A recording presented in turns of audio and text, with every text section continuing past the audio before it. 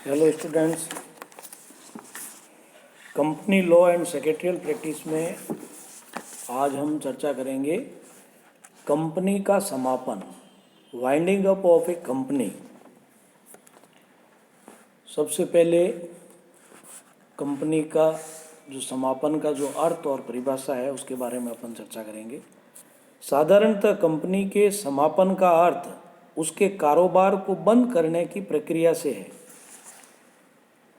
दूसरे शब्दों में, कंपनी समापन का आशय उसके विघटन की नियमिततः तथा वैधानिक कार्रवाई से लगाया जाता है। इसके द्वारा कंपनी का अस्तित्व समाप्त किया जाता है तथा कार्य संचालन को बंद किया जाता है, अर्थात इसका आशय कंपनी के पूर्ण विघटन से है।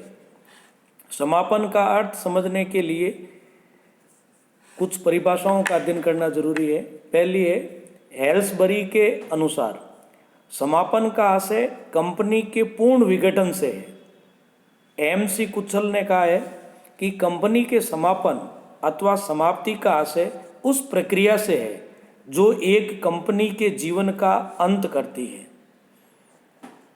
पेरिस एंड जाफरी ने भी लिखा है इसमें कि समापन का आशय किसी कंपनी की संपत्तियों का उपयोग उसके दायित्वों का भुगतान करने के लिए किया जाता है, और यदि कोई आधिक्य धन हो तो अधिकृत पक्षकारों को लौटा दिया जाता है।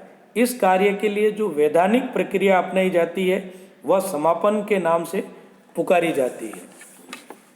पेनिंगटन ने लिखा है कि समापन वह प्रक्रिया है जिसके अनुसार कंपनी का प्रबंध उसके संचालकों के हाथों से छीन लिया जाता है। निस्तारक द्वारा कंपनी की संपत्तियों की वसूली की जाती है तथा इस प्रकार वसूल की गई राशि में से उसके ऋण चुकाए जाते हैं तथा उसके पश्चात बची राशि सदस्यों या अंशधारियों को लौटा दी जाती है। प्रोफेसर गोवर के अनुसार कंपनी का समापन वह प्रक्रिया है जिसके द्वारा इसका जीवन समाप्त किया जाता है तथा उसकी समाप्ति को उसके लेनदारों और सदस्यों के लाभ के लिए प्रदान की जाती है। एक प्रशासक, जिसे निस्तारक कहा जाता है, की नियुक्ति की जाती है जो कंपनी को नियंत्रण में ले लेता है, उसकी संपत्तियां बेचकर धन एकत्रित करता है, उसके ऋणों का भुगतान करता है तथा अंत में आधिक्य को सदस्यों में उनके अधिकार के अनुसार वितरित करता है। हॉल्सबरीज लॉ ऑफ इंग्लैंड के अनुसार समापन एक ऐसी कार्रवाई के रूप में परिभाषित की जाती है जिसके माध्यम से कंपनी का विघटन किया जाता है और समापन के दौरान उसकी संपत्तियों को एकत्रित तथा वसूल किया जाता है और एकत्रित धन का ऋणों के भुगतान में प्रयोग किया जाता है। तत्पश्चात कंपनी के सभी सदस्यों को उस राशि को देने में बचे हुए धन का उपयोग किया जाता है जिसे पाने के लिए वे सदस्य होने के नाते अधिकारी है तथा जिसे उन्होंने कंपनी में लगाया है। तो इन परिभाषाओं के निष्कर्ष के रूप में कहा जा सकता है कि समापन का आशय एक ऐसी प्रक्रिया से है जिसके अंतर्गत कंपनी की संपत्तियों को बेचकर धन एकत्रित किया जाता है, दायित्वों का भुगतान किया जाता है तथा कंपनी के सदस्यों में शेष आधिक्य, यदि कोई हो, का वितरण कर कंपनी के जीवन का अंत किया जाता है। अब इसकी समापन की कुछ विशेषताएं हैं। कंपनी के समापन की जो ये परिभाषाएं दी गई है, अगर इसका विश्लेषण करें तो कुछ विशेषताएं स्पष्ट होती है। जैसे समापन एक प्रक्रिया अथवा विधि है। कंपनी का समापन एवं विघटन एक ही अर्थ में प्रयुक्त नहीं किया जाता है। कंपनी के समापन की प्रक्रिया पूर्ण होने पर कंपनी के विघटन के लिए कानून द्वारा निर्धारित औपचारिकताएं पूर्ण करनी पड़ती है। समापन का तात्पर्य कंपनी के पूर्ण विघटन या समाप्ति से है। समापन की प्रक्रिया में कंपनी की संपत्तियों का मूल्य वसूल करके ऋणदाताओं को भुगतान कर दिया जाता है। तत्पश्चात यदि धन आधिक्य हो तो कंपनी के सदस्यों में बांट दिया जाता है। अब कंपनी का समापन एवं कंपनी की समाप्ति में क्या अंतर है?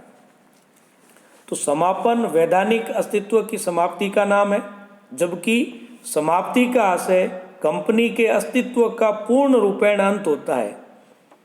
इन दोनों के जो अंतर है उनको अगर आधारों पर विचार करें तो अच्छा रहेगा। अब अगर अंतर का आधार आशय लें तो कंपनी के समापन का है, अर्थ है कि समापन कंपनी को समाप्त करने की प्रक्रिया का नाम है, जबकि समाप्ति समापन प्रक्रिया का परिणाम है। उद्देश्य, समापन का उद्देश्य समाप्ति तक पहुंचना है, कंपनी का अंत करना है, और समाप्ति उद्देश्य नहीं, स्वयं एक परिणाम है। अस्तित्व, समापन के समय कंपनी अस्तित्व में बनी रहती है, समाप्ति होते ही कंपनी के वैधानिक अस्तित्व का अंत हो जाता है। संपत्ति वसूली एवं भुगतान, समापन के समय संपत्तियों को बेचकर धन वसूल किया जाता है तथा उसे ऋणदाताओं में बांट दिया जाता है। समाप्ति सब कुछ हो जाने के बाद का नाम है। समाप्ति के पश्चात कोई कार्य शेष नहीं रहता है। निस्तारक, समापन का कार्य निस्तारक द्वारा किया जाता है। समाप्ति पर जब कंपनी का अस्तित्व ही समाप्त हो जाता है तब निस्तारक का कोई पद नहीं रहता है। ऋणों का भुगतान, समापन के समय ऋणदाता अपने द्वारा दिए गए ऋणों को प्रमाणित करते हैं। समाप्ति पर ऋणों के प्रमाणन का कोई प्रश्न ही उत्पन्न नहीं होता है, क्योंकि कंपनी का अस्तित्व नहीं रहता है। रीति या विधि, समापन कंपनी का विघटन या समाप्त करने की एक रीति है, जबकि विघटन समापन हुए बिना भी हो सकता है। उदाहरण के तौर पर निष्क्रिय कंपनी का नाम रजिस्ट्रार द्वारा काट दिए जाने पर या न्यायालय द्वारा धारा 394 के अंतर्गत आदेश देने पर उसका विघटन किया जा सकता है। व्यापार का संचालन, यदि समापन की कार्रवाई के दौरान कंपनी के व्यापार का संचालन करना कंपनी के हित में है तो ऐसा किया जा सकता है, लेकिन कंपनी की समाप्ति की दशा में व्यापार के संचालन होने का प्रश्न ही उत्पन्न नहीं होता है। सदस्यों में संपत्ति का वितरण, समापन की दशा में निस्तारक द्वारा कंपनी की संपत्तियों की वसूली की जाती है और दायित्वों का भुगतान करने के पश्चात यदि कोई संपत्तियां आदि की हो तो सदस्यों में वितरित कर दी जाती है। समाप्ति में सभी कार्य पूर्ण होने के पश्चात ही कंपनी की समाप्ति होती है, इसलिए संपत्तियों के बांटने का कोई प्रश्न ही उत्पन्न नहीं होता है। तो आज के लिए इतना ही। कंपनी के समापन का जो अर्थ, परिभाषा, विशेषता और समापन और समाप्ति में अंतर, इसके आगे का अपन आगे लेंगे। धन्यवाद।